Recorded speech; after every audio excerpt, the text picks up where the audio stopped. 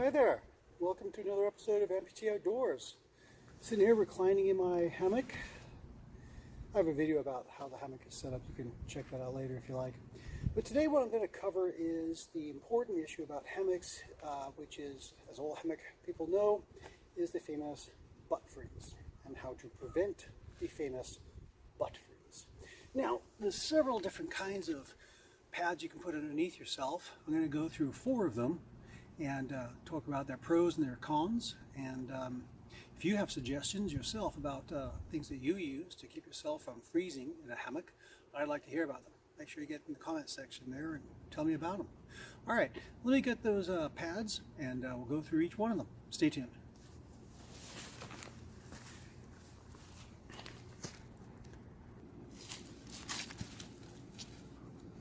Hi, welcome back. So I've got my hammock here and I'm going to go through 4 different kinds of pads. First one I've got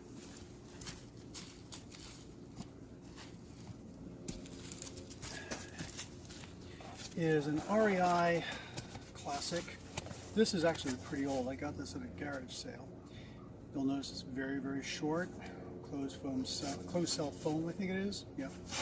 This is just barely enough to cover your butt and your back. Goes in like this, very simple. And like I said, just enough to cover your butt and your back. Now, during the middle of the summertime when it's hot, this is probably all you need. Because the problem with a hammock is that you've got this air coming in underneath you. And it is going to suck the temperature, whatever body temperature you've got, right out of you, okay? It's convection. It's going to take all the heat away. You're going to be cold.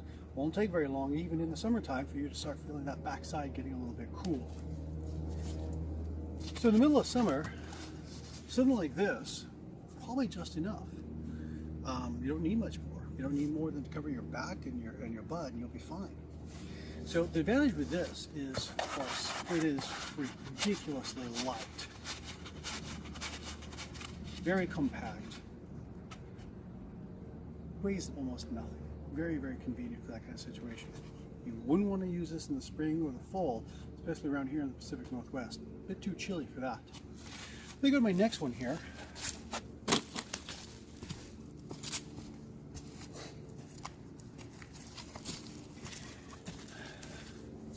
A lot of you will recognize this right away. If you've been camping for a while, you know what this is. This is your standard thermarest. Okay? My son uses this a lot, and he uses it sometimes for a hammock, mostly just for camping on the ground though. There's something else he uses for hammock. I'll get to that in a minute. But again, the thermarest, not very long, just enough to cover your back and your butt. Also very, very insulating. Goes in, just like that. Put your sleeping bag on top, you're good to go. Again, this is probably really good for summer, maybe even late spring, early fall. I wouldn't object to using it. And again, one of the advantages is, although it's bulkier than the first one, it is very, very light. It rolls up to a nice, compact little roll like this, and you're good.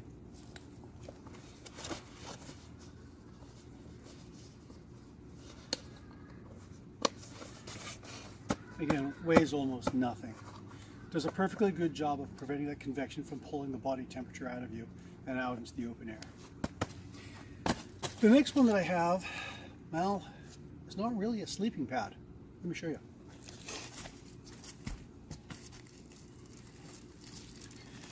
All right.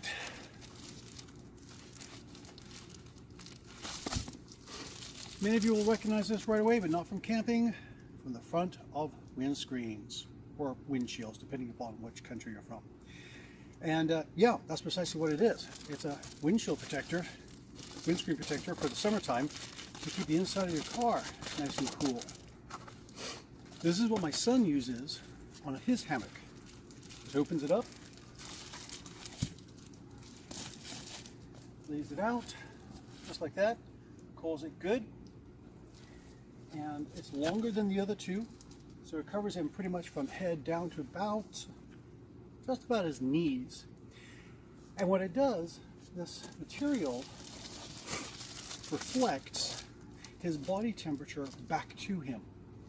The other side, because it's all in mylar kind of plastic, keeps the air from pulling the body temperature out of him. So he's got one side reflecting his body temperature back, and the other side protecting from having his body temperature being pulled away. Very efficient system, and you can get these at near about anywhere. I know you can get them online, dirt cheap. Walmart, Fred Meyer, Kmart, places like that. Again, one of the big advantages of this, look at the size of this. I mean, that's nothing. The weight, almost nothing. It's a great little system. But in the middle of wintertime, when it is getting really cold, this is barely going to do it. The problem that you'll have with the other two and with this is that when you're laying in the hammock, even if you've got a nice down sleeping bag and you're all wrapped up, your shoulders are exposed, okay? And that becomes a problem. And you can really feel the difference, especially when you're camping out in the cold and the wet during the early spring, late fall, and especially into winter. So for that, I have my own do-it-yourself, make-it-your-own gear super pad. Let me show you that.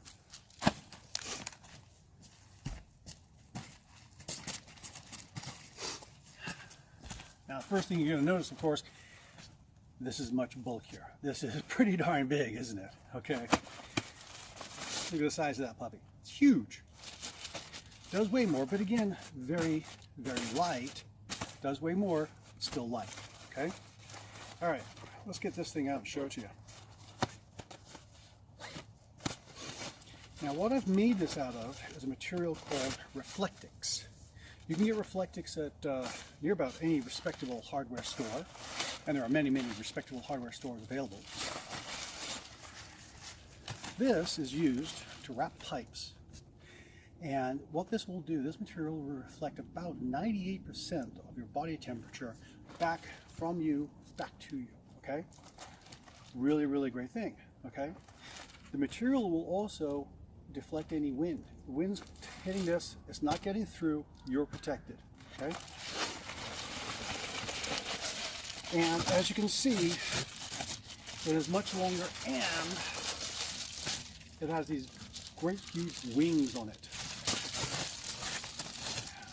Look at that. It fills the screen, doesn't it? It is that big, okay? Let me put this into my hammock, I'll show you what it looks like.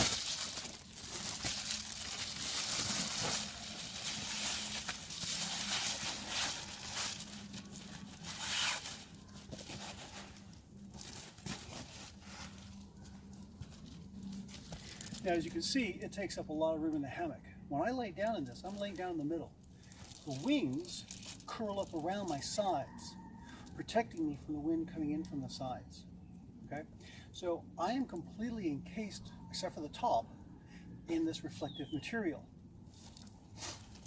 I've used this system in temperatures down below 20, about 18 or 19 degrees Fahrenheit, for those of you in the United States of America. I'm not sure what that is in Celsius for those in the rest of the world, but you can figure it out. But this works. Now, there is one catch to it.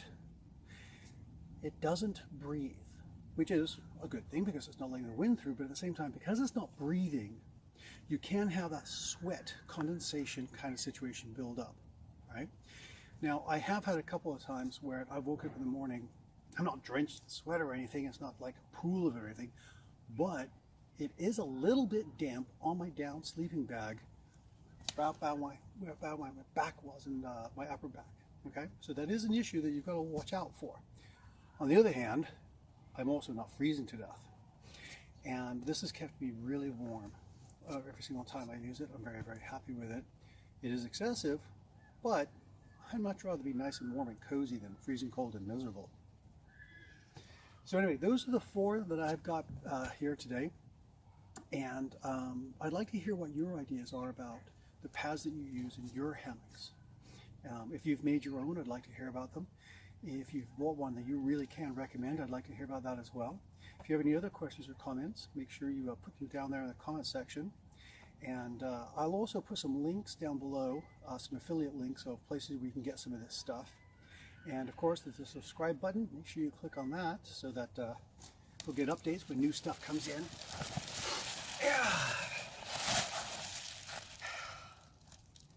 And until we see each other on the trail, have a great day. See you out there. Bye now.